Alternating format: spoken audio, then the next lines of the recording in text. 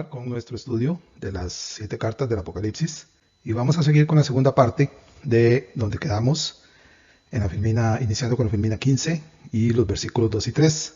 Vamos a tratar de ser precisos y concisos porque el tiempo es de oro. Y recuerden que en la primera parte encontramos los pasajes del versículo 1 donde el Señor Jesucristo hace la presentación respectiva a la iglesia de Éfeso. Y aquí en los versículos 2 y 3 empieza a señalar algunas alabanzas que él nota dentro de la iglesia de Éfeso y por eso les dice desde el versículo 2: yo conozco tus obras y tu arduo trabajo y paciencia, y que no puedes soportar a los malos, y has probado a los que se dicen ser apóstoles y no lo son, y los has hallado mentirosos, y has sufrido, y has tenido paciencia, y has trabajado arduamente por amor de mi nombre, y no has desmayado. Como hicimos con el versículo primero, este lo vamos a dividir en 3 secciones para darle mayor facilidad y dedicación a cada una de las partes. La parte primera entonces es donde el Señor asegura: yo conozco tus obras y tu arduo trabajo y paciencia. ¿Qué significa esto? De nuevo, lo que ya habíamos mencionado en el estudio anterior es que el Señor lo ve todo en su iglesia. Recordamos lo que dice Juan 2, 24, 25, cuando dice: él sabía lo que había en el hombre. Es decir, el Señor Jesús, ya aún estando en esta tierra, ya él tenía conocimiento del sentir y el pensar de los hombres. Por lo tanto, ahora en su condición, vuelta a su condición divina, obviamente pues esto está totalmente firme y se practica por parte del Señor. Por eso le dice a la iglesia: yo conozco tus obras. Segundo, para todo efecto, el conozco aquí al que el Señor se refiere es tanto lo que es correcto de lo que la iglesia hace como aquello que no lo es. Y por supuesto entendemos que eso es válido hoy para cada uno de nosotros como sus siervos. Tercero, él ve el arduo trabajo de la iglesia. Y esto, ya que él lo conoce todo, también ve si hay negligencia en ella, es decir, algún comportamiento negligente. Y creo que aquí nosotros podríamos, cada uno de manera personal, observar que en algún momento es probable que nuestro comportamiento delante del Señor haya tenido algún grado de negligencia. En el Salmo 134, del 1 al 16, hay una parte donde el salmista escribe acerca de Dios y dice: has escudriñado mi andar y mi reposo, y todos mis caminos te son conocidos. Es exactamente lo que está diciendo el Señor aquí. Yo conozco tus obras, le dice a la iglesia de Éfeso y le dice a la iglesia en todo tiempo y lugar en este mundo. Cuarto, incluso si las cosas son hechas con paciencia o sin ellas. Recordemos que aquí lo que el Señor está diciendo en cuanto a hacerlo con paciencia es que a pesar de las circunstancias que pudieran ser contrarias por el entorno que nos rodea o por lo que sea, esta debe hacerse con paciencia como para el Señor y no para los hombres. Si alguien hace las cosas a la brava, por hacerlo, por cumplir a la fuerza, no lo va a hacer bien y eso no le va a agradar al Señor. Quinto, entonces, esto aplica tanto a nivel de la iglesia como a nivel del siervo.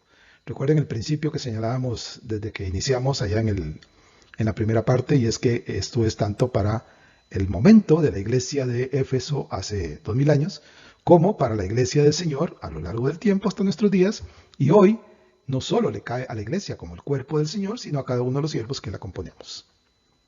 Continuamos ahora con la filmina número 16, es la segunda de las 15 que componen esta parte de la alabanza.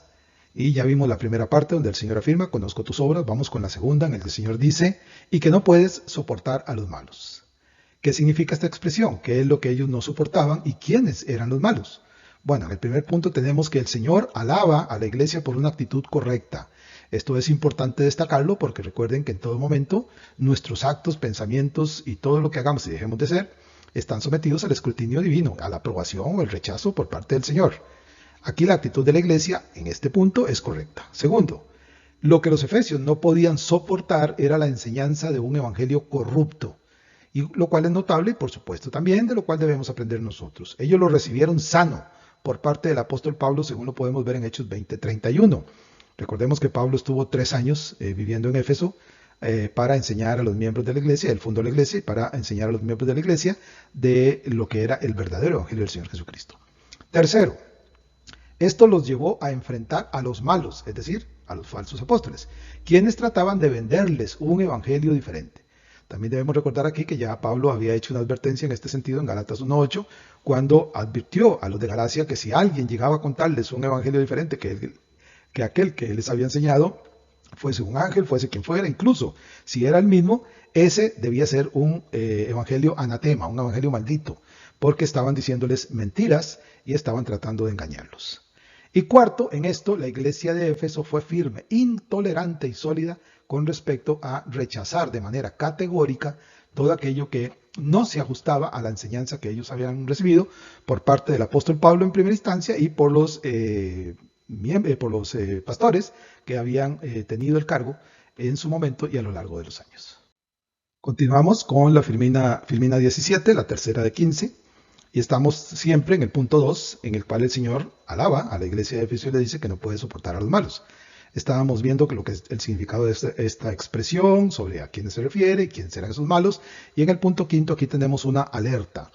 Esta alerta es para cada uno de nosotros en cuanto a que el silencio del siervo, es decir, cada uno de los creyentes, ante una doctrina corrupta, lo hace culpable ante su Señor. Esto tengámoslo presente porque guardar silencio cuando escuchamos que alguien está enseñando o predicando cosas que son totalmente antibíblicas y nos quedamos callados, nos hace culpable delante del Señor por no enfrentar este tipo de cosas como lo hicieron los efesios. Sexto, esto vale igual para un negligente silencio, es decir, que yo escucho, sé que aquello no es correcto, pero me quedo callado, como para aceptarlo por negligente ignorancia. Es decir, que yo escucho, pero como soy ignorante en la palabra de Dios, no tengo la capacidad para saber que aquello es corrupto y por lo tanto me quedo callado. Esto no lo exime al siervo de culpabilidad porque él está obligado a conocer la palabra de su Señor, a conocer las verdades divinas.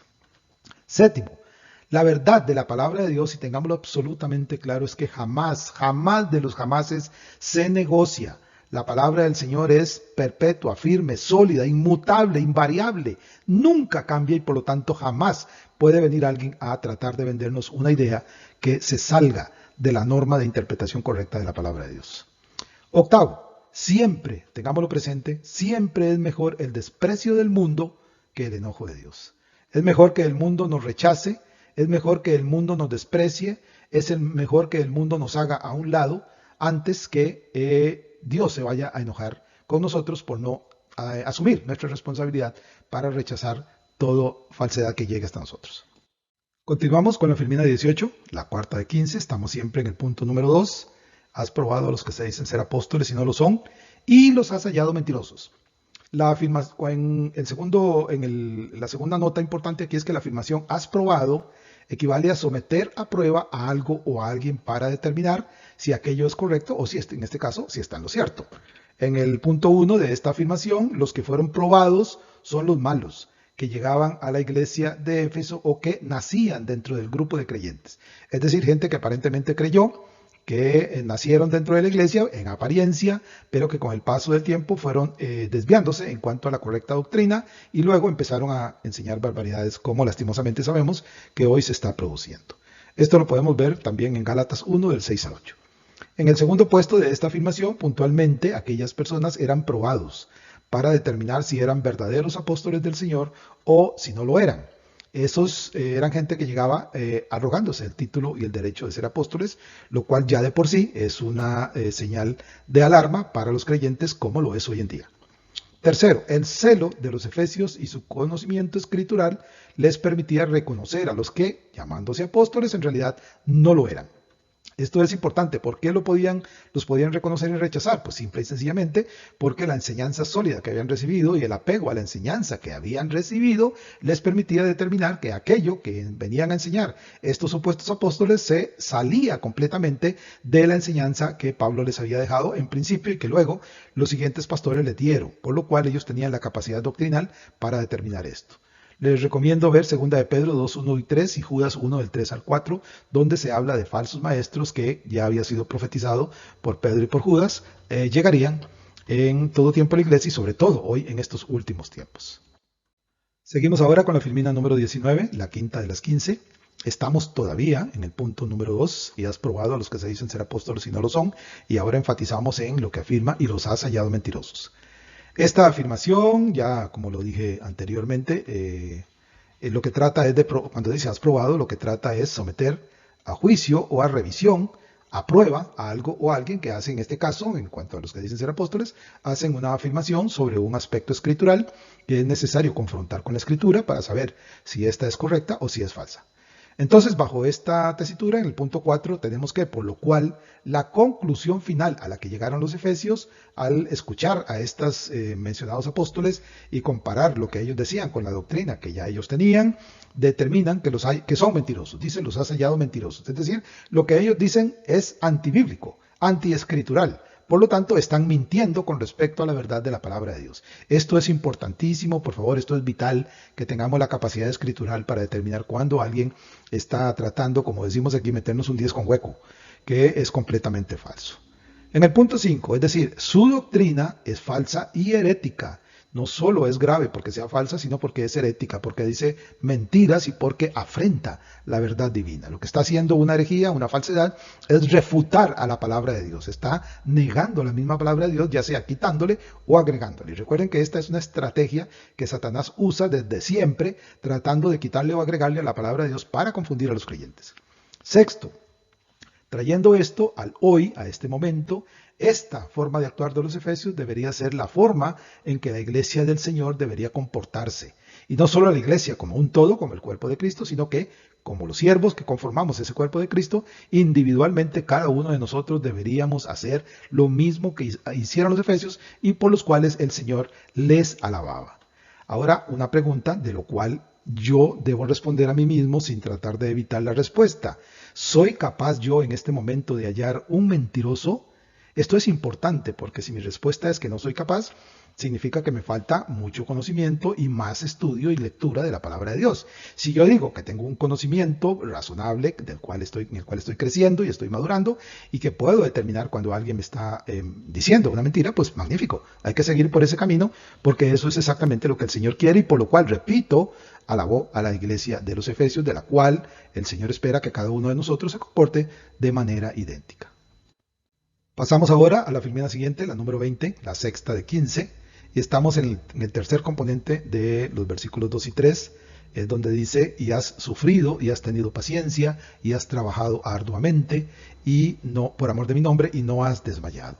Vean qué hermosa alabanza el Señor le hace, has sufrido, has tenido paciencia, trabajas arduamente, y no desmayas, no importa las circunstancias.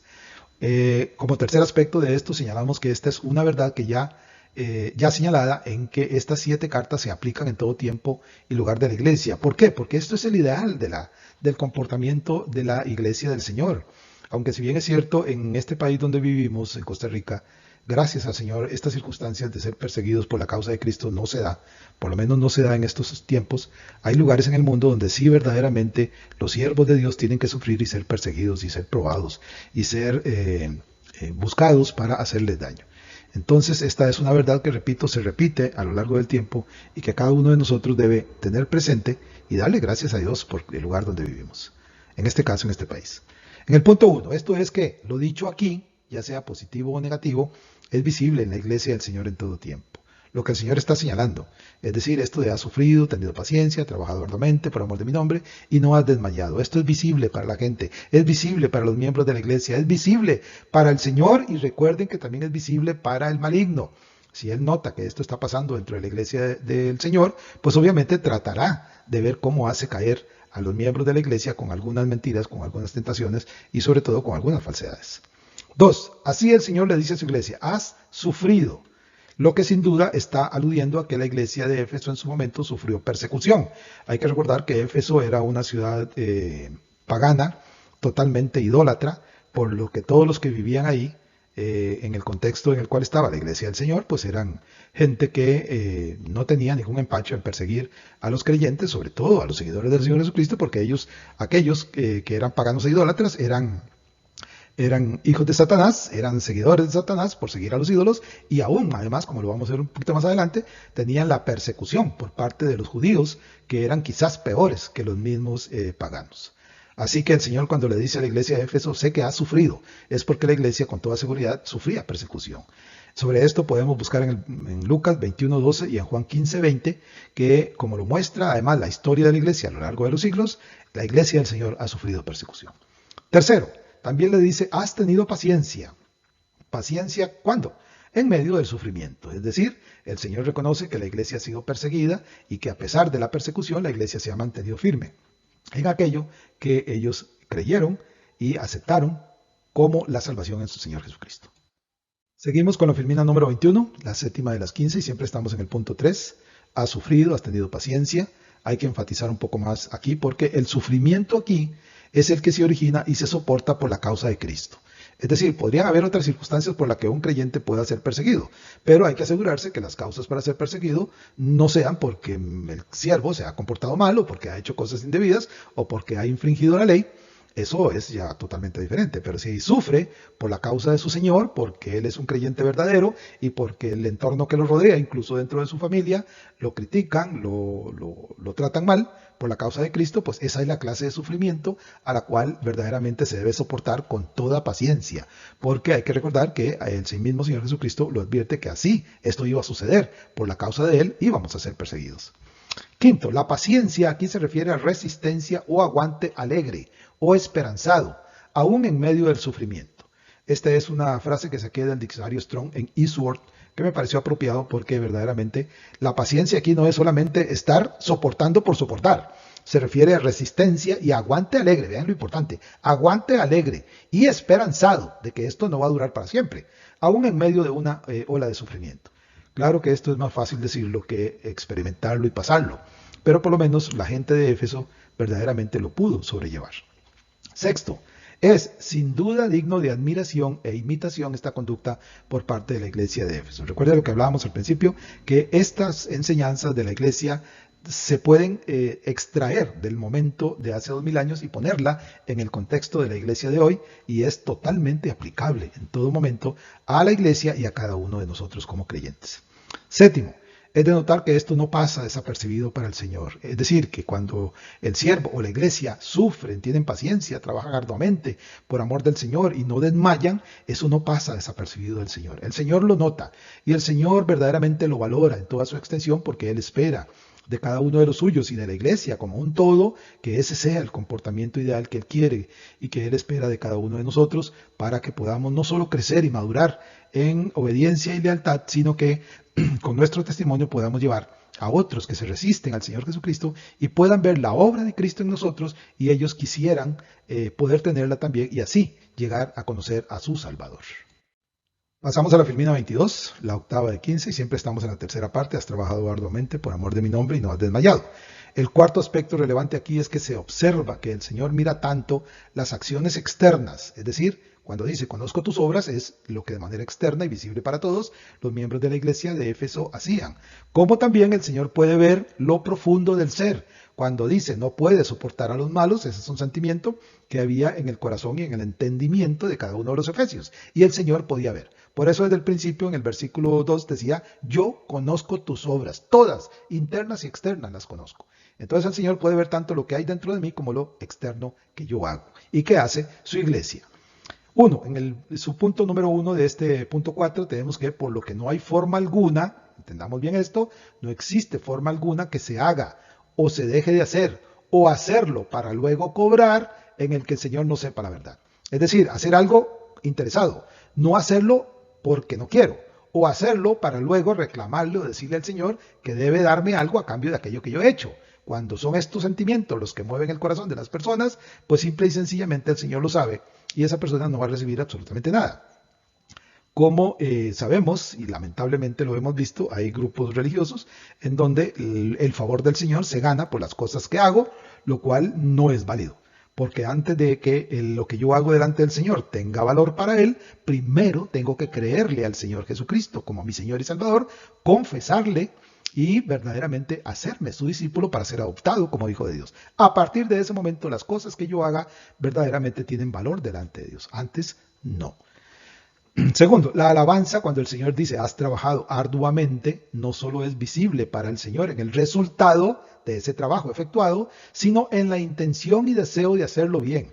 Es decir, el Señor no solo está valorando el resultado final del esfuerzo que ellos hacían para promover el Evangelio del Señor Jesucristo, sino que veía en el corazón de ellos la intención y el deseo con el cual lo hacían, y por eso lo hacían bien. Y por eso el Señor los alaba, porque desde lo profundo de su corazón ya empezaron bien. Con buena intención, con buen deseo, para agradar a su Señor, y hacía que el trabajo, por lo tanto, fuese efectivo. Tercero, así como la motivación para hacerlo. ¿Cuál es la motivación para hacerlo para la iglesia de Éfeso? ¿Cuál era? El amor al nombre de su Señor. Eso es exactamente hoy lo que debe movernos a nosotros. El amor al nombre del Señor Jesucristo debe ser lo que nos mueve hacia adelante para hacer las cosas según el Señor quiere que las hagamos y según sabemos y entendemos nosotros que debemos hacerlas. Pasamos a la filmina siguiente, la número 23, la novena de las 15 que compone esta parte, y estamos todavía en el punto tercero, específicamente donde dice: has trabajado arduamente por amor de mi nombre y no has desmayado. En el cuarto aspecto que estamos señalando de este punto es que por esto lo inútil de hacer las cosas para agradar a los hombres, según lo menciona Pablo en 1 Tesalonicenses 2:4, agradar a los hombres antes que a Dios. Es decir, no se pueden hacer las cosas para que los hombres nos den y nos brinden su aprobación y su aplauso, porque si los hombres lo hacen y el Señor nos lo prueba, ciertamente vamos a quedar en una pésima posición. Sin embargo, si el Señor lo aprueba, como está haciendo con la iglesia de Éfeso, y los hombres lo rechazan, bueno, pues eso es problema de ellos. Lo que cada uno de nosotros sabe y entiende es que primero debo buscar la aprobación divina, nunca la aprobación de los hombres. Esta, si viene, pues está bien, tomando en cuenta si estamos trabajando para el Señor, porque esto sirve de testimonio. Pero si no llega, lo importante es que Dios nos diga, con una palmadita en el hombre: bien, buen siervo y fiel. Sobre poco has sido fiel, sobre mucho te pondré. Así que tengamos presente esto porque es muy relevante. Quinto, porque como sigue diciendo Pablo a los tesalonicenses, el Señor, más que reaccionar por resultados, lo hace porque Él primero prueba nuestros corazones. 1 Tesalonicenses 2:4. Que es en resumen lo que ya acabo de decir, que no es lo que estemos haciendo y lo que estemos logrando lo valioso tanto como la intención que hay en nuestro corazón. Si el Señor mira mi corazón y ve que esto que estoy haciendo lo estoy haciendo con sinceridad, con verdad, con deseo de agradarlo a Él, pues evidentemente los resultados se van a ver y el Señor me va a aprobar lo que estamos haciendo. Pero si no hay una verdadera y sana intención en el corazón, no importa cuán buena pudiera ser la enseñanza, no va a rendir los resultados adecuados porque no hay una verdadera intención del corazón y no hay una aprobación por parte de nuestro Señor.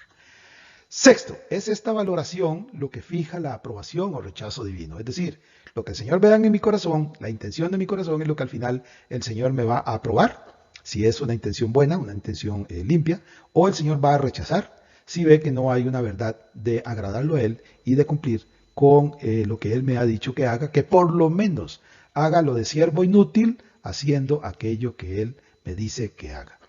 Y el séptimo punto es una pregunta que también aquí debemos hacérnosla, y es la pregunta: ¿hay cosas en mi vida dignas de alabanza por el Señor? Esta es una pregunta bastante comprometida, porque debo revisar mi vida para darme cuenta si en lo que estoy haciendo delante del Señor, si el Señor viniera, ¿me alabaría por eso? Si el Señor me enviara una carta, ¿me alabaría por aquellas cosas que hago? ¿O acaso el Señor dice: mira, no encuentro nada, Kenneth, no encuentro nada en ti como para alabarte? ¿Qué está pasando?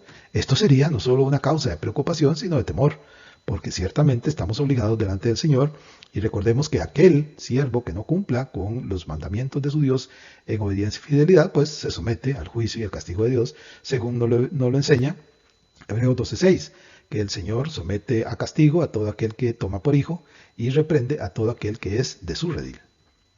Pasamos ahora a la filmina 24, la décima de las 15 que componen el estudio, y estamos ya en la última parte de la parte 3, cuando dice el Señor que de todas las cosas que alaba la iglesia de Éfeso, le dice: y no has desmayado. Esta última alabanza es por mucho, un déficit que tiene la iglesia del Señor hoy. Cuando hablo de la iglesia del Señor, hablo de cada uno de los que componemos la iglesia del Señor, no de la iglesia como un todo, sino del siervo. Y el primer punto que destacamos aquí es que la perseverancia en el servicio a su Señor no suele ser la norma entre los siervos de Dios. Y si cada uno de nosotros revisa en su corazón, digamos que no ahora, para no sentirnos tan mal, hagámoslo un poco hacia atrás, 1 año, 5 años, 8 años, nos daremos cuenta que la perseverancia no ha sido la norma con la cual hemos llevado nuestra vida de siervos delante del Señor. Así que hay que, como dice el refrán, hay que poner las barbas en remojo y tratar de cambiar de inmediato. 2. La apatía, aderezado con una buena cantidad de pereza, más el inevitable orden de prioridades mundanas con la que a veces el siervo se fija, las metas a cumplir, son lo que dominan la vida del creyente en su gran mayoría. Apatía a las cosas del Señor, pereza de hacer las cosas del Señor y un orden de prioridades donde las cosas del mundo son primero. Aquí el orden de prioridades de cosas mundanas no es que necesariamente sean cosas pecaminosas, sino simplemente asuntos distractores de nuestras obligaciones para con el Señor. Esto es, que en vez de dedicarle el tiempo al estudio de la palabra de Dios, a la oración, al testimonio, a escuchar acerca de la palabra de Dios y a aprender lo que el Señor quiere que hagamos, le dedicamos tiempo a otras cosas que, siendo, repito, importantes, como la familia, el trabajo, el deporte y este tipo de cosas, los ponemos en primer lugar y dejamos lo que verdaderamente es importante para nosotros como siervo, lo ponemos en unos lugares inferiores para hacerlos cuando tengamos tiempo. Y eso así no debe ser. Tercero, por esto es destacable la conducta de la iglesia de Éfeso y por esto la alaba a su Señor, porque ellos verdaderamente le dedicaban esfuerzo y le dedicaban deseo de hacer las cosas correctamente. Y cuarto, y esto es sin duda lo que el Señor, como ya lo dije hace un rato, quiere y espera de cada uno de nosotros, quiere y espera de mí. Seguimos con la Filmina 25, la 11ª, y pasamos al versículo 6. Recuerden que aquí se salta, estábamos en el 2 y 3 y pasamos al 6, porque el orden en el cual están dispuestas cada una de las partes que vamos a dividir, presentación, alabanza y las demás, no están necesariamente en orden cronológico. Entonces por eso pasamos al versículo 6, donde está otra alabanza que el Señor le señala a la iglesia de Éfeso y le dice: pero tienes esto, que aborreces las obras de los nicolaitas, las cuales yo también aborrezco. Entonces hasta aquí el Señor ha mencionado al menos 6 alabanzas a la iglesia de Éfeso. Esto según se unan o se separen, pero más o menos podemos estimar que son 6. Entonces en los puntos que componen este sexto despliegue del versículo 6, tenemos que una alabanza es en esencia el reconocimiento de algo correcto en el proceder de aquel a quien se evalúa. Y verdaderamente estas que se están señalando aquí son alabanzas directas que el Señor hace a la iglesia de Éfeso. ¿Y qué sería lo deseable? Bueno, pues que el Señor, a mí en lo personal y a cada uno de nosotros, también alabara nuestro esfuerzo y las cosas que estamos haciendo para que su nombre sea engrandecido. Segundo, para bien entender, entonces vamos a desmenuzar algunas palabras que se mencionan aquí para tener claro y entenderlas. La primera palabra que se usa de lo que vamos a tratar de explicar es la palabra aborrecer. La palabra aborreces tiene la connotación de un sentimiento de odiar, detestar, de algo aborrecible, algo despreciable. Pero aquí hay que tener cuidado. Hay una llamada de atención en el punto B, en el sentido de que el sentimiento de odiar, detestar, aborrecible es hacia las obras de los nicolaitas. Eso tengámoslo claro, que no vayamos a confundir lo uno con lo otro. Porque si además de aborrecer las obras vamos a aborrecer y a odiar a los nicolaitas, pues ya estamos cayendo en algo que sin duda el Señor no lo va a aprobar. ¿Por qué? Porque también ellos, a pesar de sus errores y de sus acciones despreciables, también son sujetos a salvación por parte del Señor. Recuerden el viejo refrán: mientras hay vida, hay esperanza. Seguimos con la Filmina 26, la 12ª. Estamos en el versículo 6, en cuanto a que el Señor señala a la iglesia de Éfeso que algo que les destaca es que ellos aborrecen las obras de los nicolaitas. Tenemos como punto C que las obras son acciones intangibles, aunque visibles. El aborrecerlas, por tanto, no viola ningún principio divino. Son las acciones, no el actor, sino las consecuencias de lo que él hace, que si bien es cierto, salen de lo profundo del ser, son visibles a la hora en que se hagan. Pues lo que se aborrece son ese resultado de las acciones, por lo que no estamos violando ningún principio divino en el acto de aborrecerlas. D. Por necesidad debe diferenciarse, como ya lo mencioné hace un rato, entre los nicolaitas y sus obras. Esto es importante porque no vayamos a caer en una actitud que el Señor pueda reprobar por estar despreciando a aquellos que eventualmente pueden ser sujetos de salvación. Es decir, que se aborrece lo que ellos hacen más que a la persona. Pero aquí hay que tener cuidado porque la verdad es que en sus acciones despreciables, ya sea los nicolaitas en tiempos de esta primera carta a Éfeso, como en tiempos actuales en que alguien esté haciendo algo que es digno de aborrecimiento, este hecho no lo exime de culpa delante de Dios. El hecho de que se condenen sus acciones más que a la persona no lo exime de culpa delante de Dios. Y aquí es donde yo debo tener mucho cuidado de no alternar con personas que hagan cosas que son aborrecibles. Debo tener muchísimo cuidado con esto porque con suma facilidad podemos vernos involucrados en situaciones en las cuales eventualmente son cosas que puedan llevar, por sutileza o por engaño, nos pueden llevar a condiciones de las que luego tengamos que arrepentirnos. Llegamos a la Filmina 27, la 13ª Filmina, y estamos en el versículo 6. Estamos desmenuzando algunas palabras que es importante que conozcamos. En el punto G, el Señor afirma que esas son obras, y Él dice que esas obras de los nicolaitas yo también las aborrezco.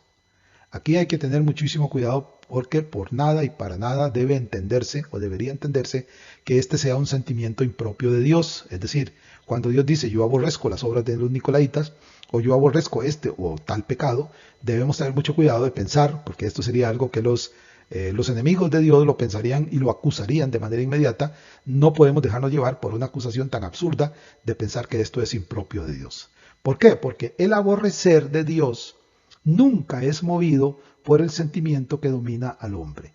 Es decir, el acto de aborrecer por parte del Señor no tiene la fuente igual a la que tiene en el ser humano. ¿Cuál es la fuente del ser humano? Que nace pecador, es un pecador y vive en pecado hasta que el Señor Jesucristo lo libera y lo saca de esa condición.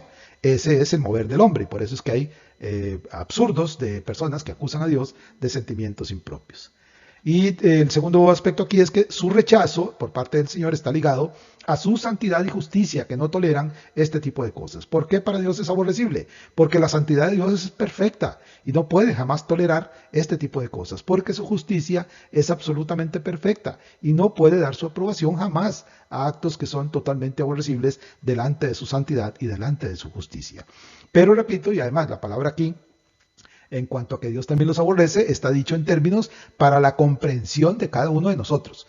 Pero repito, no con el sentimiento con los que el hombre y en algún momento nosotros llegamos a aborrecer algo o a una persona en particular, no en ese mismo contexto. Dios aborrece el pecado y los nicolaitas eran pecadores, por lo tanto aborrecían los actos que los nicolaitas cometían, como hay tantos hoy en día que hacen cosas que son aborrecibles delante de Dios. Seguimos con la Filmina 28, que es la penúltima de esta segunda serie.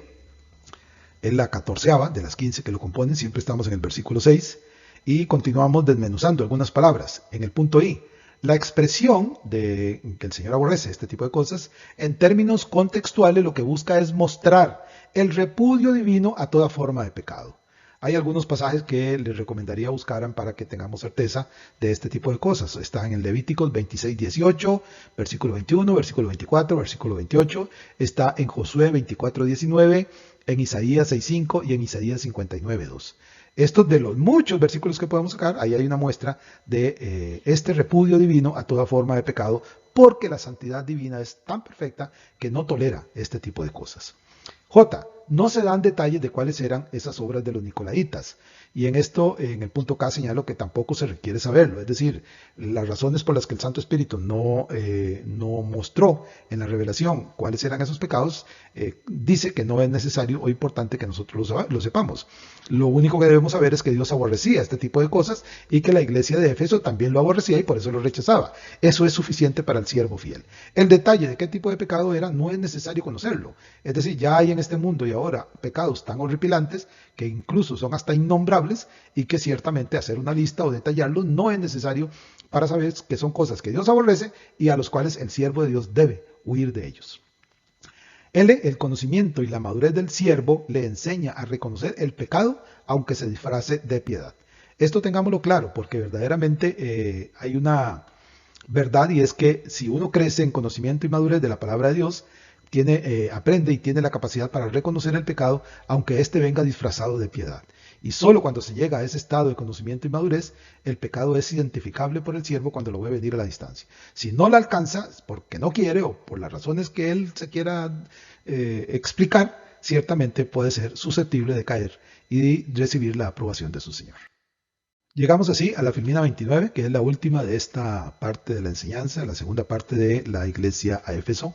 Y terminamos aquí con la parte de las alabanzas del versículo 6, con un par de comentarios acerca de los nicolaitas. El primero es de Riley y fue tomado de Eastward, dice el siervo del Señor así. Los nicolaitas, seguidores de Nicolás, Hechos 6:15, según los primeros padres de la iglesia, parece ser que era una secta que abogaba por el libertinaje en materias de conducta cristiana, incluyendo el amor libre, aunque algunos opinan a base del significado del nombre, conquistando el pueblo, que se trata de un grupo que promovía una jerarquía clerical. Como referencia cita Apocalipsis 2:15. Luego está el comentario del diccionario de Bill Squine, también tomado de Eastward, que dice, es un poco diferente en este sentido a la de Riley, dice, los nicolaitas eran adeptos de doctrinas perniciosas que se introdujeron en la iglesia de Éfeso y de Pérgamo. Siguiendo la doctrina de Balaam, enseñaban a los cristianos que a causa del principio de la libertad podían consumir carnes ofrecidas a los ídolos y permitirse actos inmorales como los paganos. Apocalipsis 2:6 y Apocalipsis 2:14 y 15. Así, los nicolaitas instigaban a los cristianos a no observar las prescripciones del Concilio de Jerusalén, que se había reunido en el año 50 después de Cristo, Hechos 15:29. Se supone que se trataba de discípulos de un hereje llamado Nicolás, pero nada da base para afirmar que fuera el diácono de este nombre que se menciona en Hechos 6:15. Como ven, hay una ligera discrepancia en opinión en cuanto a lo que dice Riley y a lo que dice Villasquine, pero estos son aspectos que en realidad no son determinantes en el sentido de que no necesitamos llegar a una conclusión. Estos nicolaitas existieron, quién fue el fundador de los nicolaitas no importa, cuál era la culpa y el pecado que cometían, tampoco es relevante para nuestros intereses. En el actual vivir de nuestra vida cristiana hay demasiados nicolaitas en el sentido de pecadores que hacen cosas que son aborrecibles y de las cuales nosotros debemos cuidarnos y librarnos. Muy bien, aquí llegaríamos al final de la segunda parte. Gracias por escuchar. Verdaderamente espero que estemos aprendiendo, porque recuerden que al final lo que atesoremos en el corazón es lo que verdaderamente nos llevaremos delante de la presencia de Dios. Dios me los bendiga y nos estaremos escuchando y viendo prontamente. Saludos.